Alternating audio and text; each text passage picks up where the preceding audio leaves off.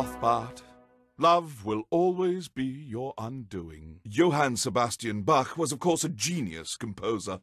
But to the singular performer, Toccata and Fugue in D minor stands head and shoulders above his other work.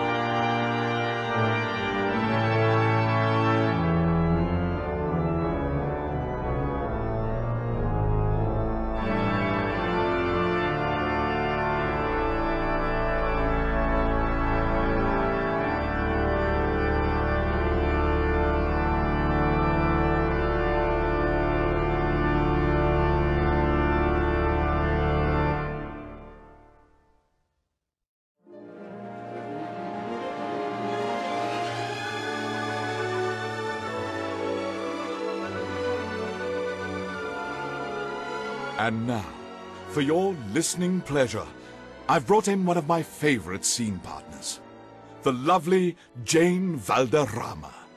Allow me to set the stage. Romeo, a Montague, has snuck into a gala being thrown by the rival Capulet family.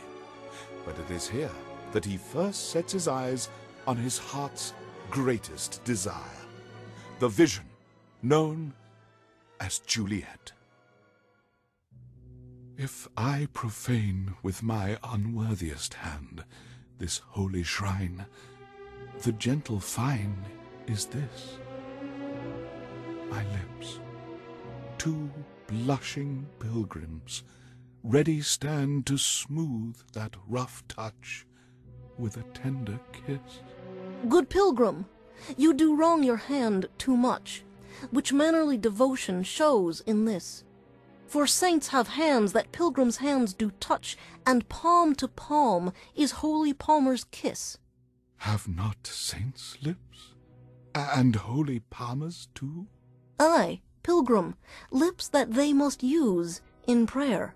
Oh, then, dear saint, let lips do what hands do. They pray. Grant thou, lest faith turn to despair. Saints do not move, though grant for prayer's sake.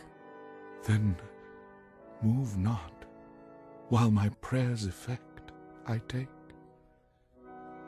Thus, from my lips, by thine, my sin is purged. He kisses her, Then have my lips the sin that they have took. Sin from my lips? Oh, trespass, sweetly urged. Give me my sin again. He kisses her again. You kiss by the book. Thank you, Jane. Ravishing as always. Stay tuned, faithful listener. More classic music and literature is coming your way.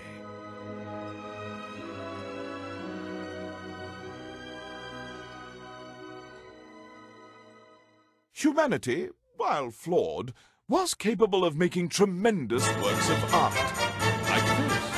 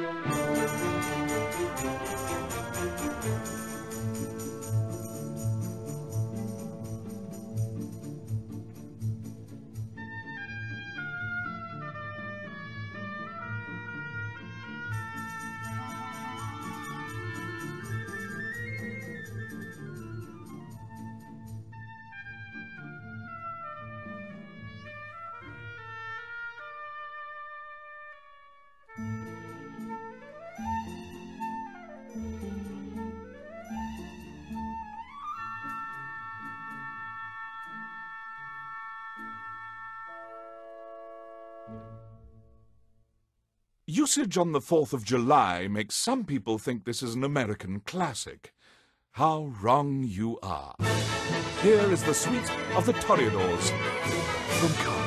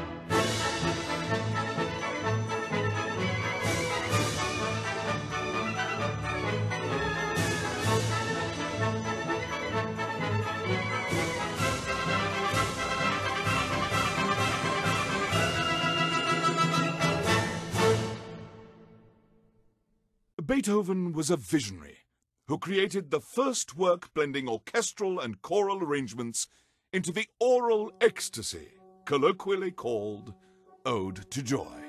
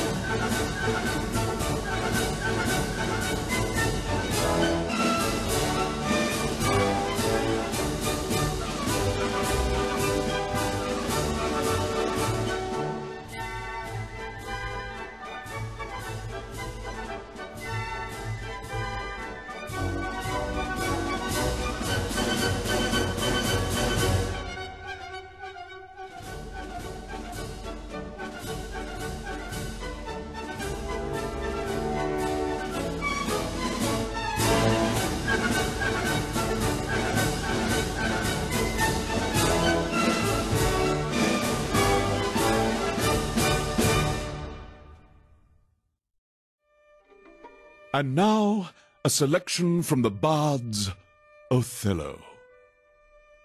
Iago, thus do I ever make my fool my purse. For I mine own gained knowledge should profane, if I would time expend with such a snipe. But for my sport and profit, I hate the Moor. And it is thought abroad that twixt my sheets he has done my office. I know not if to be true, but I, for mere suspicion in that kind, will do as if for surety. He holds me well. The better shall my purpose work on him. Cassio's a proper man. Let me see now. To get his place and to plume up my will in double knavery. How? Let's see.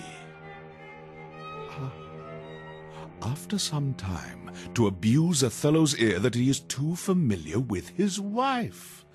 He hath a person and a smooth disposed to be suspected, framed to make women false. The Moor is of a free and open nature, that thinks men honest, that but seem to be so, and will as tenderly be led by the nose as asses are. I have it.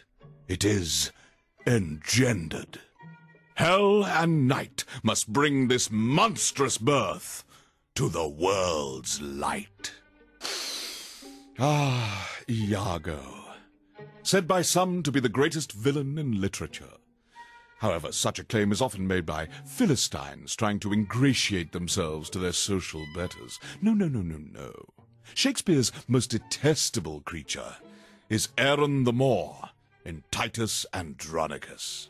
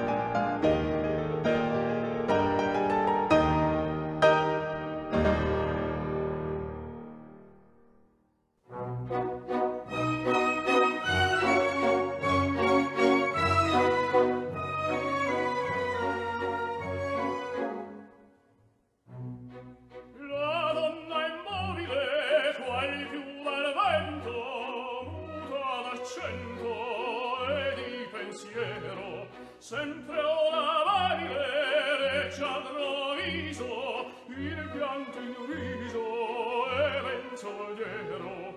La donna è mobile, al più perfetto, muta l'accento e di pensiero. E di pensiero.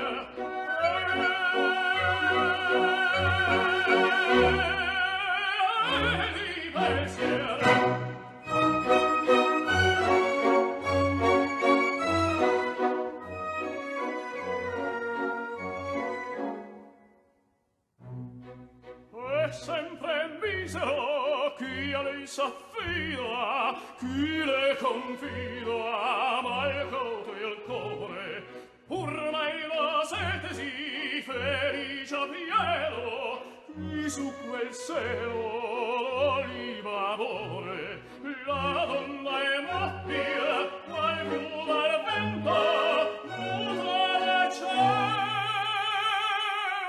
tu, e di pensiero, e di pensiero,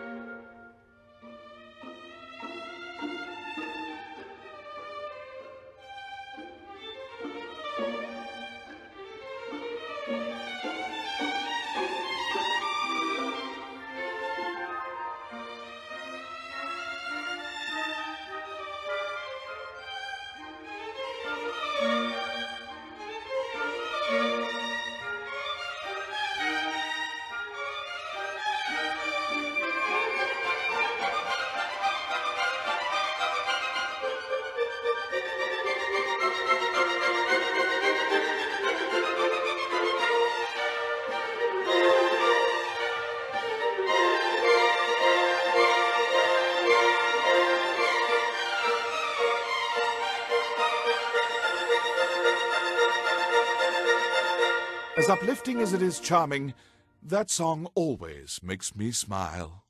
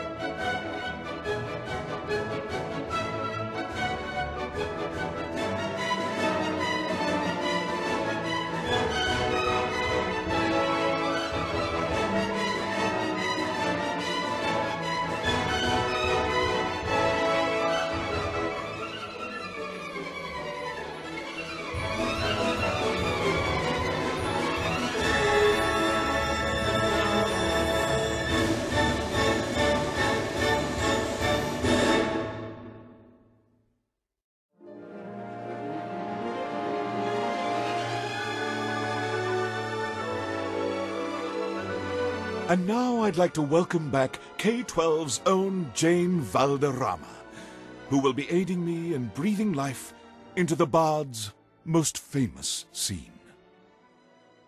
But soft, what light through yonder window breaks? It is the east, and Juliet is the sun. Arise, fair sun, and kill the envious moon, who is already sick and pale with grief that thou, her maid, art far more fair than she. Be not her maid, since she is envious. Her vestal livery is but sick and green, and none but fools do wear it. Cast it off. It is my lady. Oh, it is my love. Oh, that she knew she were. She speaks, yet she says nothing. What of that? Her eye discourses. I will answer it. No, I am too bold. 'Tis not to me she speaks. Two of the fairest stars in all the heaven, having some business, do entreat her eyes to twinkle in their spheres till they return. What if her eyes were there, they in her head? The brightness of her cheek would shame those stars, as daylight doth a lamp. Her eyes in heaven would through the airy region stream so bright that birds would sing and think it were not night. See how she leans her cheek upon her hand.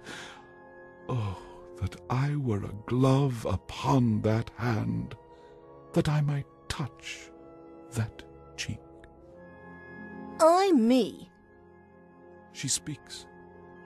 Oh, speak again, bright angel, for thou art as glorious to this night, being o'er my head, as a winged messenger of heaven unto the white, upturned, wondering eyes of mortals that fall back to gaze on him when he bestrides the lazy pacing clouds and sails upon the bosom of the air. Oh, Romeo! Romeo, wherefore art thou Romeo? Deny thy father, and refuse thy name, or, if thou wilt not, be but sworn my love, and I'll no longer be a Capulet. Shall I hear more, or shall I speak at this? 'Tis but thy name that is my enemy. Thou art thyself, though not a Montague. What's Montague? It is nor hand, nor foot, nor arm, nor face, nor any other part belonging to a man. Oh, be some other name. What's in a name? That which we call a rose by any other name would smell as sweet. So Romeo would, were he not Romeo called, retain that dear perfection which he owes without that title. Romeo, doff thy name, and for that name which is no part of thee, take all myself. I take thee at thy word. Call me but love, and I'll be new baptized. Henceforth I never will be Romeo. They were children, but what they forgot about love, most never even learned. I am Zinyak, and you are listening to my favorite selections.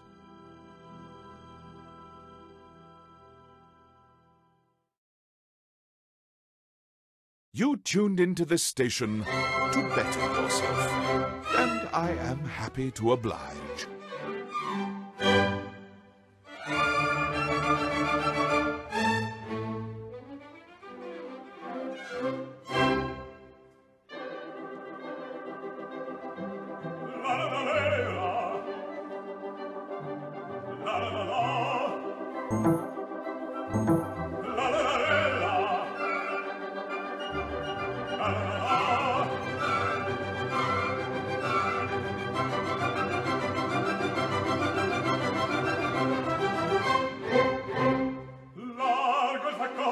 nelle città largo. La la la la la la la la. Presto battega che nel mangià presto. La la la la la la la la la. Oh, che bel vivere, che bel piacere,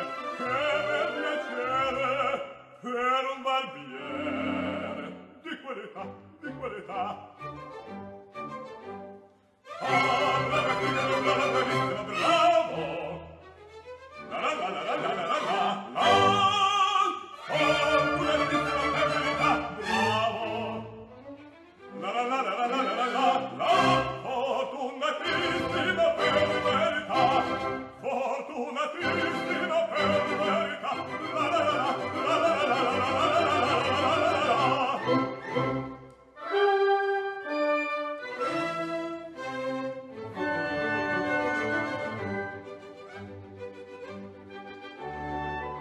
Pronto far tutto la notte e il giorno, sempre d'intorno in giro sta, miglior cuccaglia per un barbiere di tutti i nobili della città.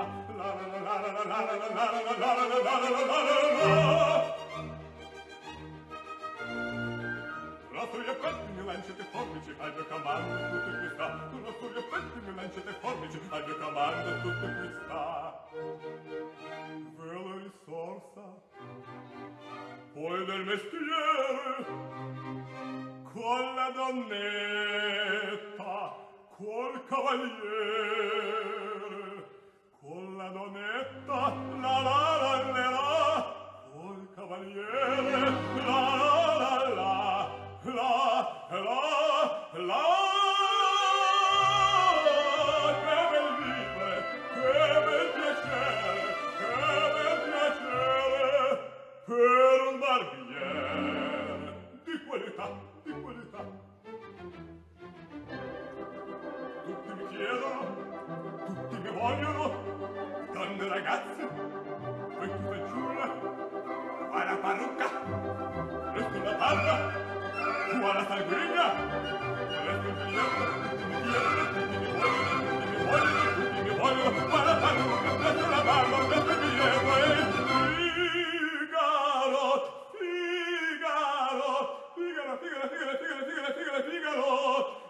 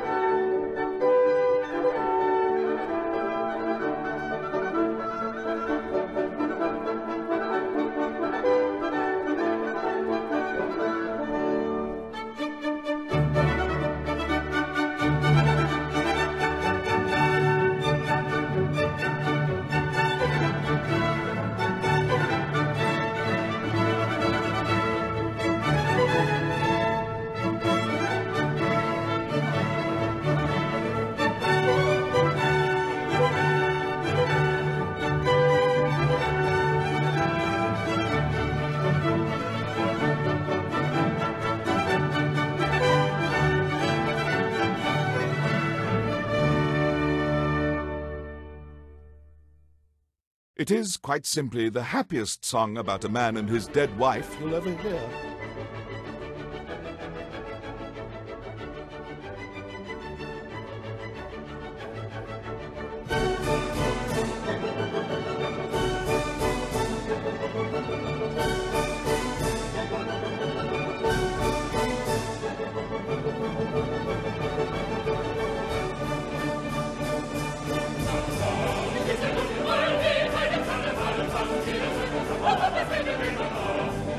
Thank you.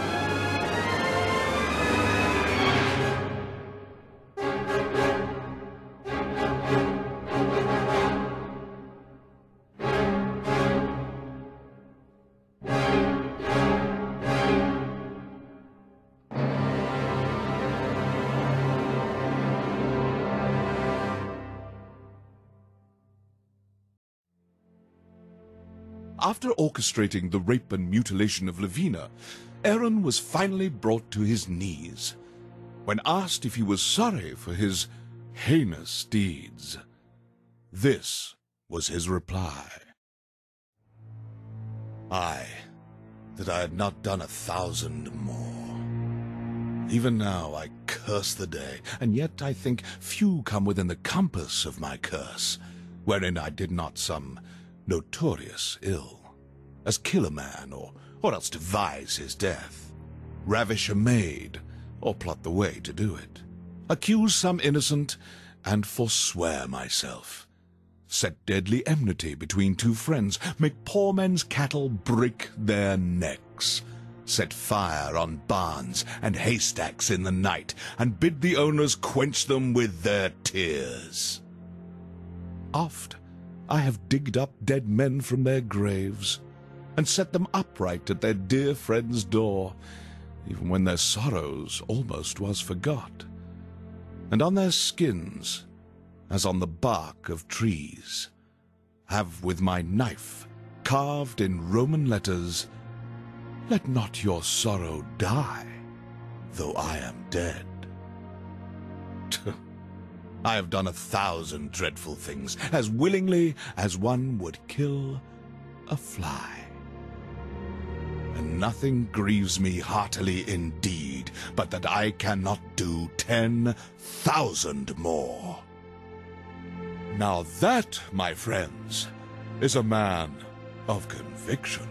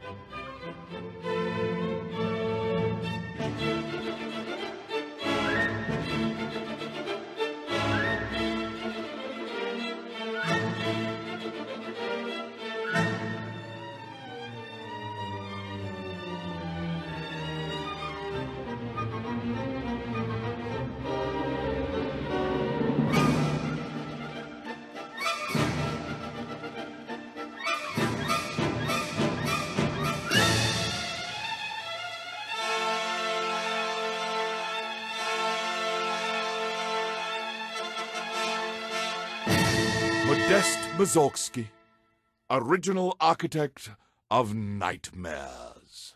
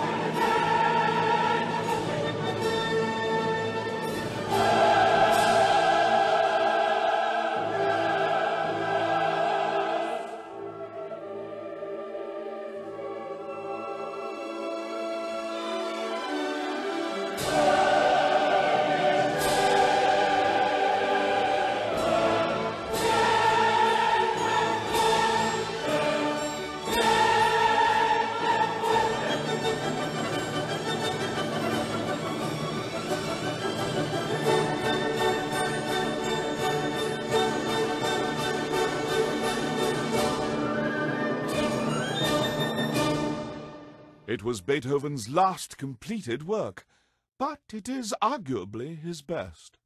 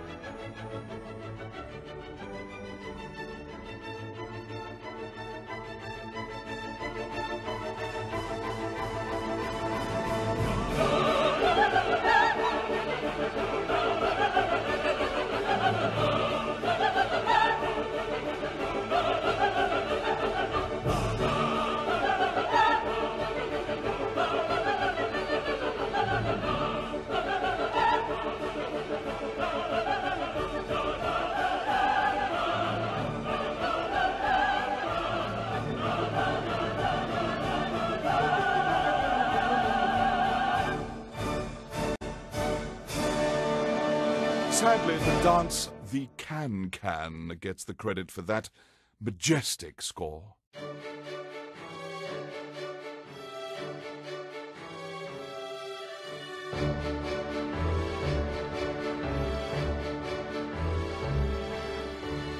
And now for some lighter fare.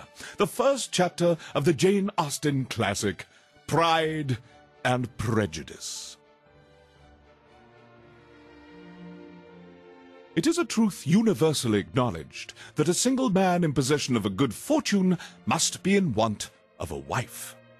However little known the feelings or views of such a man may be on his first entering a neighborhood, this truth is so well fixed in the minds of the surrounding families that he is considered the rightful property of someone or other of their daughters.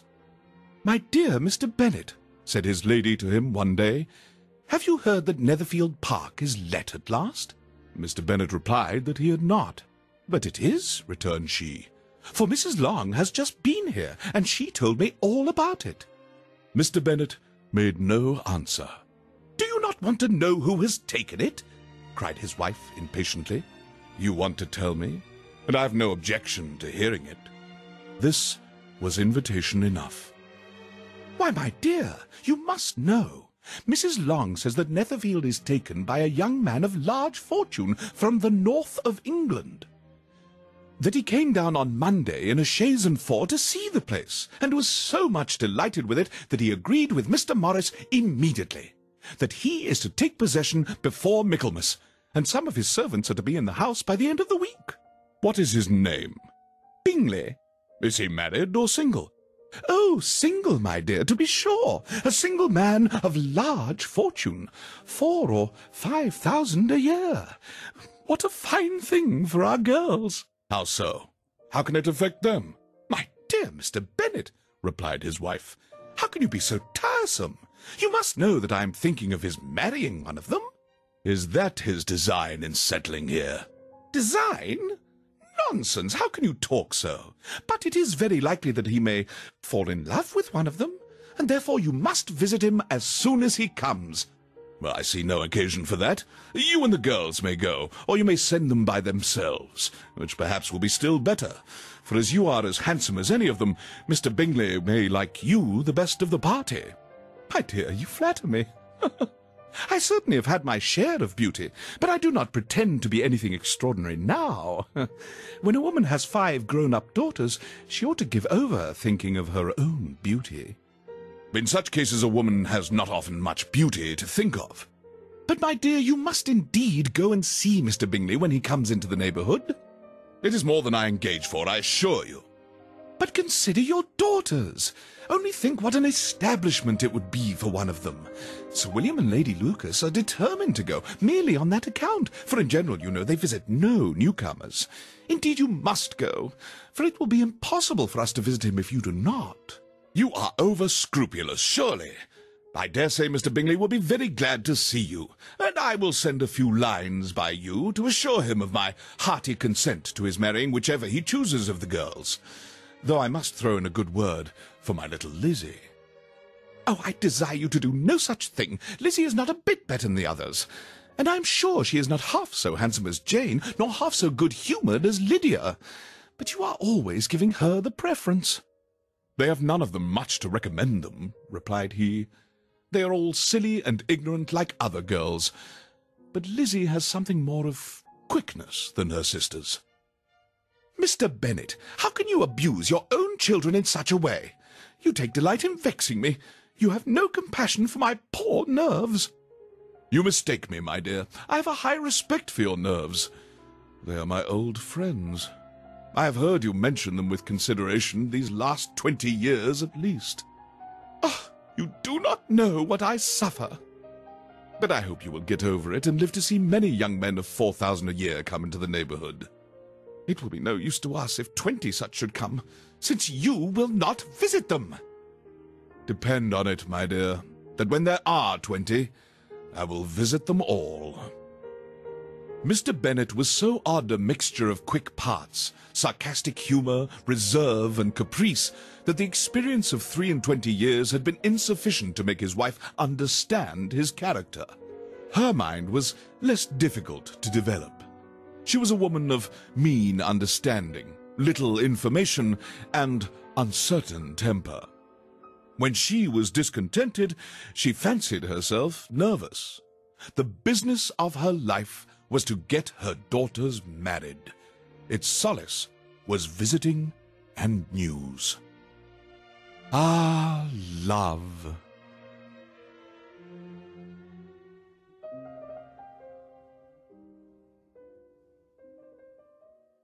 It is one of the most famous arias of all time, so don't be afraid to sing along. You all know the words.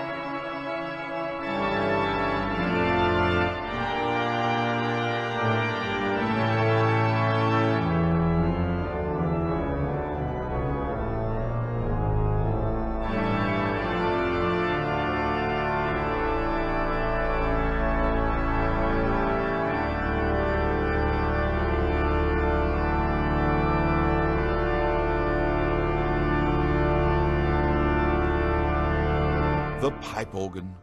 No instrument on earth demands so much from its practitioner.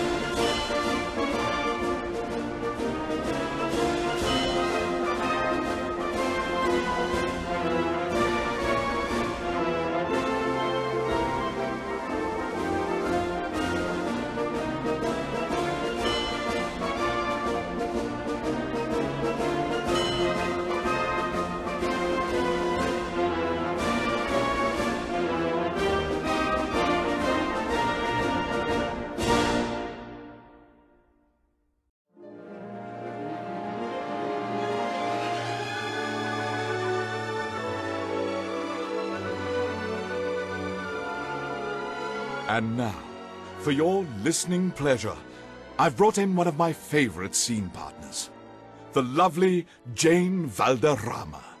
Allow me to set the stage. Romeo, a Montague, has snuck into a gala being thrown by the rival Capulet family. But it is here that he first sets his eyes on his heart's greatest desire, the vision known as Juliet. If I profane with my unworthiest hand this holy shrine, the gentle fine is this: my lips, two blushing pilgrims, ready stand to smooth that rough touch with a tender kiss. Good pilgrim, you do wrong your hand too much, which mannerly devotion shows in this. For saints have hands that pilgrims' hands do touch, and palm to palm is holy palmer's kiss. Have not saints lips, and holy palmers too? Aye, pilgrim, lips that they must use in prayer. Oh, Then, dear saint, let lips do what hands do. They pray. Grant thou, lest faith turn to despair. Saints do not move, though grant for prayer's sake. Then move not, while my prayer's effect I take. Thus, from my lips, by thine, my sin is purged. He kisses her. Then have my lips the sin that they have took. Sin from my lips? Oh, trespass sweetly urged. Give me my sin again. He kisses her again. You kiss by the book. Thank you, Jane. Ravishing as always. Stay tuned, faithful listener. More classic music and literature is coming your way.